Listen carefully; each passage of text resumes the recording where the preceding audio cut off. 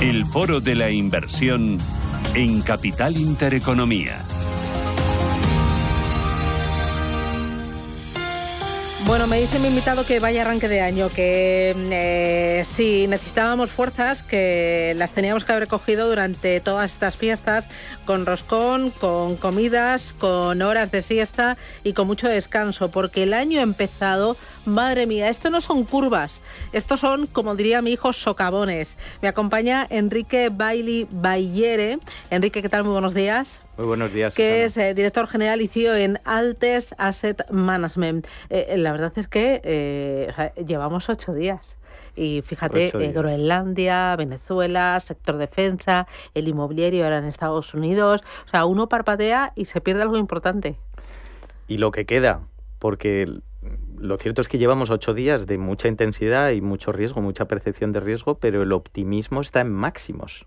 Está el mercado extraordinariamente optimista con el futuro, con el crecimiento, con la expansión monetaria. Bueno, es que a pesar de tanto ruido y a pesar de tanto socavón, como diría mi hijo, el mundo crece, los tipos de interés están en una zona neutra o bajos y tendentes a bajar todavía más en Estados Unidos, y la inflación está relativamente controlada.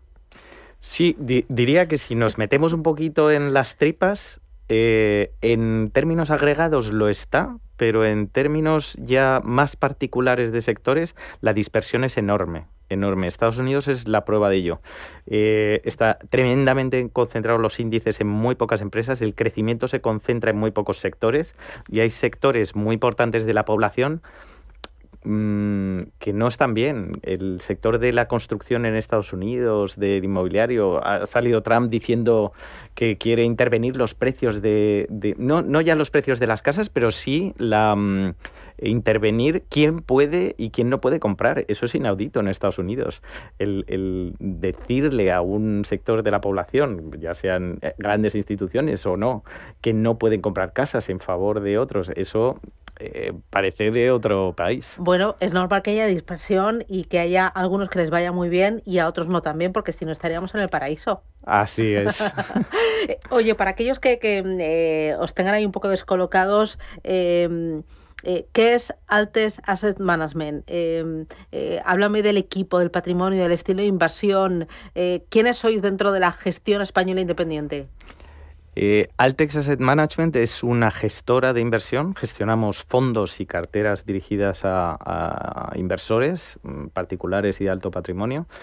Estamos especializados en la gestión de una amplia gama de activos, pero se nos conoce más por la renta variable y en especial por la cobertura que hacemos sobre la renta variable. Entonces, somos una gestora de referencia para ser capaz de incorporar activos rentables a la cartera con un nivel de cobertura alto que te proteja en las crisis. Y eso es a través de un sistema que desarrollamos hace 3 años, que es Altex DIPS. ¿Cómo es ese sistema? ¿Cómo lográis ese colchón, entiendo, o ese paracaídas? Ese sistema lo que hace es identificar la tendencia de mercado. Cuando el mercado se vuelve bajista, empieza a introducir posiciones cortas.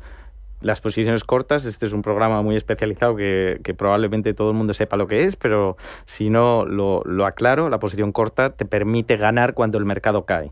Y cuando lo combinas con una cartera de renta variable, pues protege. Entonces, cuando el mercado empieza a ser bajista, el sistema introduce posiciones cortas y gana cuando los mercados entran en crisis. Eso es lo que ha pasado, por ejemplo, en el último año, en 2025, con la crisis de los aranceles. Ahí nuestro sistema llegó a ganar un 11% durante esa crisis.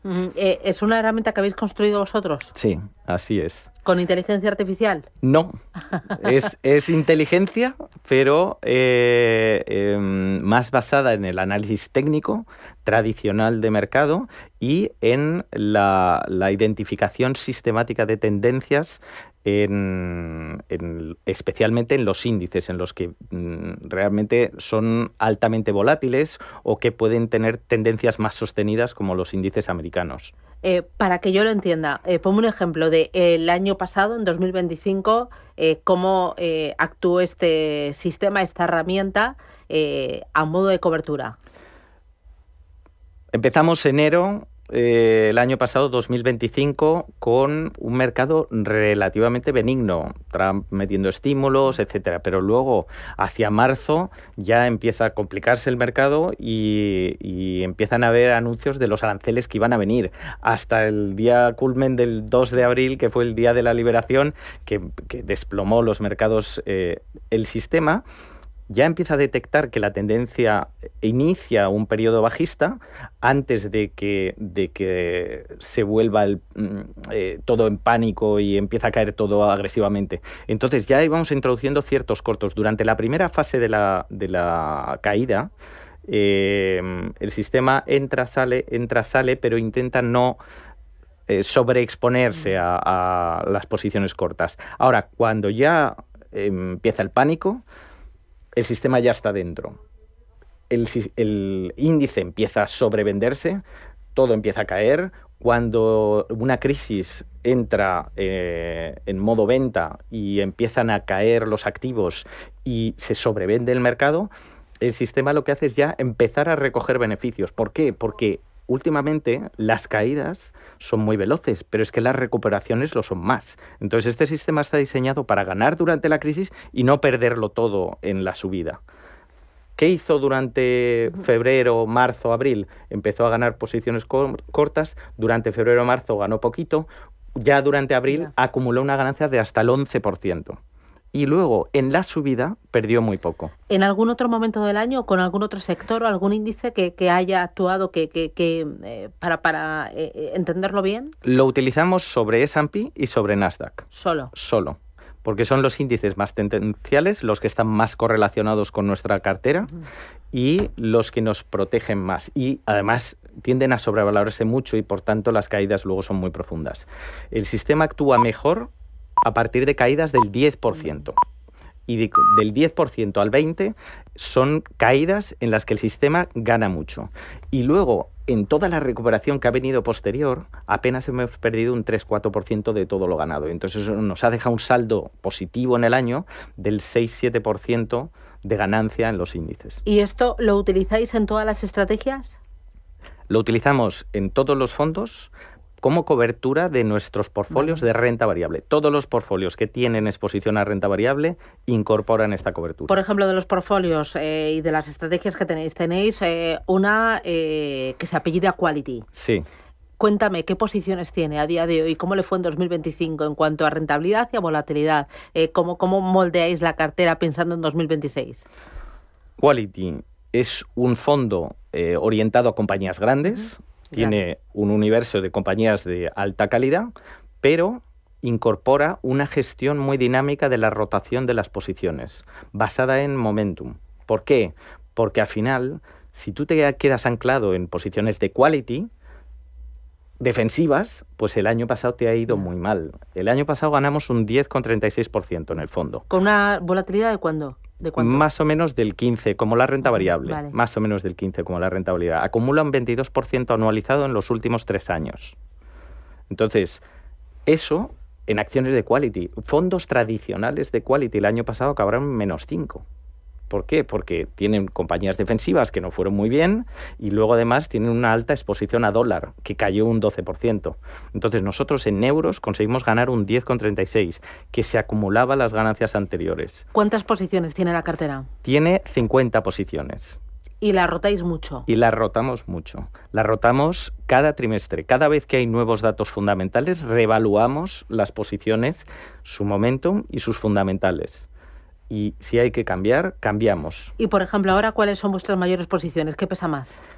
Cada vez que iniciamos un trimestre intentamos ir equal weight, pero por sectores, que ahí es donde nos entra equal weight por acciones, porque no nos interesa estar muy expuestos al riesgo intrínseco de una sola acción. Nos interesa más tener exposición sectorial. Entonces, ¿dónde estamos más expuestos? Estamos más expuestos a industriales, el siguiente en un 35%, el siguiente sector es tecnología en un 20%, pero que esas posiciones se han invertido. Antes estábamos más expuestos a tecnología, menos a industriales, ahora se ha invertido.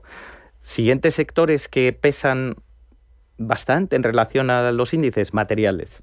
Materiales es un sector que nosotros podemos admitir en un fondo quality precisamente gracias al uso de momentum. ¿Tienes algún sector que tú digas, por aquí no paso? No sé, por ejemplo, bancos.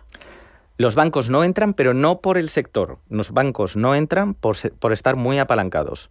En el fondo lo que hacemos es, para tener cierta previsibilidad de resultados, especialmente en las crisis, no admitimos compañías ni muy apalancadas, ni compañías que pierdan dinero, ni compañías en sectores que estén altamente regulados. Al final, si tú... ¿Ahí energía lo descartas o no? No, no lo descartamos. Energía depende de las compañías. Las que son utilities de compañías distribuidoras suelen estar, además, muy apalancadas y no entran por eso. Pero entonces descartamos, por ejemplo, la banca tradicional. Sí, podemos coger financieras. Vale. Descartamos las utilities eléctricas, por ejemplo, cosas que están directamente reguladas por un precio que marca el Estado, y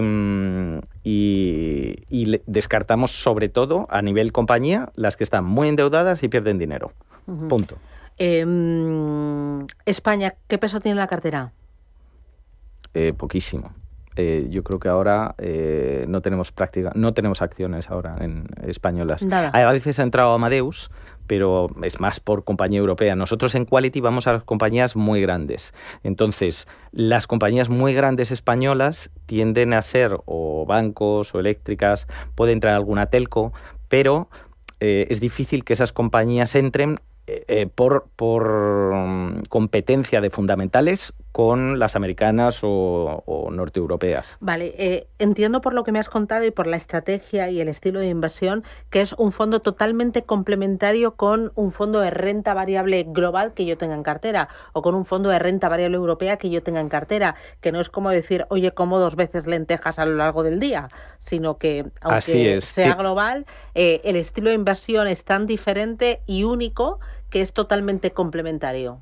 Absolutamente complementario, porque ahora mismo si tú tienes un fondo global expuesto al crecimiento del mundo, vas a tener una alta exposición a las magníficas, por ejemplo, muy alta.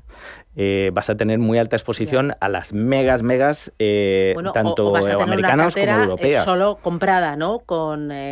Y aquí tú tienes una cartera con un flotador, por decirlo de alguna manera, ¿no? O sea, por así decirlo, la cobertura, claro. digamos que es nuestra... Es el flotador. Es el flotador y además es lo que nos va a dar un plus de rentabilidad porque está diseñada para ganar a largo plazo. Pero si vas a acciones, nosotros tenemos una exposición mucho mayor a compañías cíclicas de lo que tiene un índice. Y además, por ejemplo, la exposición a megas, nosotros ahora mismo solo tenemos Google y Apple. Vale. Las demás no están en Quality. Entonces, cuando alguien diversifica en distintos en distintos fondos de renta variable, normalmente duplica posiciones. Eso es más difícil que lo haga con lo nuestro. 2 cosas para terminar. Patrimonio bajo gestión, Enrique. Estamos ya en 430 millones. ¿Y este fondo? Este fondo en concreto tiene 65. Vale. El año pasado, ¿notasteis apetito por parte del cliente final por este tipo de estrategias? El decir, oye, necesito para diversificar, descorrelacionar, aunque quiera renta variable, no quedarme con una renta variable clásica, por decirlo de alguna manera.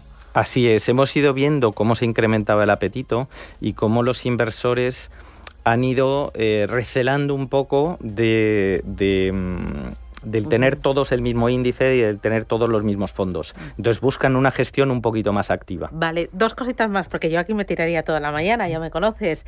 Oye, ¿cómo estáis viendo desde una gestora española independiente de gestión puramente activa el avance de la gestión indexada en Europa y en nuestro país? Tenemos 2 valoraciones. A mí personalmente me encanta ese avance de la gestión indexada. ¿Por qué? Incluso de los criptos. ¿Por qué? Porque España es un país en el que la exposición a renta variable y a los mercados financieros es ridícula comparado con el mundo anglosajón. Entonces hace falta que diversifiquemos mucho más hacia ese mundo. Estamos sobreinvertidos en inmobiliario e infrainvertidos en renta variable. Y los índices han acercado la renta variable a jóvenes, a no tan jóvenes, los han acercado a todo el mundo. Entonces, desde la gestión activa de renta variable que hacemos nosotros, es el punto de entrada.